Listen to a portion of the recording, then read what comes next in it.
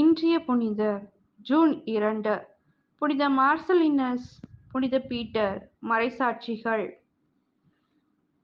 மார்சலினிஸ் குருவாக திருநிலைப்படுத்தப்பட்டு குருத்துவ நிலையை அடைந்தார்.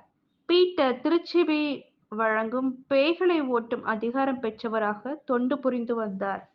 இருவரும் தங்களின் வேத விசுவாசத்திற்காக சிறையில் தள்ளப்பட்டனர். அங்கு ஏற்கனவே விசுவாசத்திற்கு எதிராக செயல்பட்டவர்கள் சிலர் கிறிஸ்தவர்களை விசுவாசத்தின்படி கொடுமைப்படுத்தி வந்தனர். அவர்கள் இருவரும் மனந்திருப்பினர். அவர்களை கிறிஸ்துவின் விசுவாசிகளாக மாற்றினர். சிலரை புதிதாகவும் மனந்திருப்பினர். சிறை காவலன் ஆர்த்தியூஸ், அவர் மனைவி, மகள் ஆகியோர் கூட கிறிஸ்துவின் ஒளியை இவர்கள் மூலம் பெற்றுக்கொண்டனர். இவர்களின் வீரச்சாவு நாளன்று நாயக்ரா என்றழைக்கப்படும் ஒரு காட்டிற்குள் கொண்டு போகப்பட்டனர். அங்கே அவர்கள் தலைகள் துண்டிக்கப்பட்டன. அவர்கள் வெட்டப்படும் முன் அவர்களை புதைக்க ஒரு குழி தோண்டப்பட்டிருந்தது. உடனே இவர்கள் புதைக்கப்பட்டனர். இந்த இரகசியத்தை கொலைஞனே வெளிக்கொணர்ந்து விட்டான். இவரும் இறுதியில் திருமுழுக்கு பெற்றுக்கொண்டார். லூசில்லா, ஃபிர்மினா என்ற பக்தியுள்ள பெண்கள் இவர்களின் புனித உடல்களை எடுத்து திவோஷியஸ் புதைக்குழியில் அடக்கம் செய்தனர். மன்னன் கான்ஸ்டன்டின் கிறிஸ்துவின் ஒளியை பெற்றுக்கொண்டவர். இவர் கல்லறை மேல் பேராலயம் எழுப்பியதுடன் புனித எலோனா என்று பெயர் கொண்ட தம் தாயையும் அங்கே அடக்கம் செய்தார்.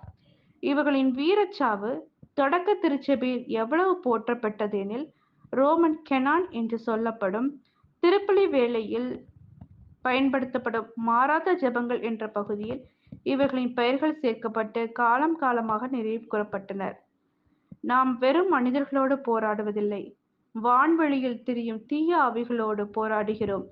எனவே பொல்லாத நாள் வரும்போது எதிர்த்து நின்று அனைத்தின் மீதும் வெற்றி அடைந்து நிலை நிற்க வலிமை பெறும்படி கடவுள் தரும் படைக்கலங்களை எடுத்துக்கொள்ளுங்கள் என்ற இறைவாக்கை வாழ்வாக வாழ்ந்தனர்.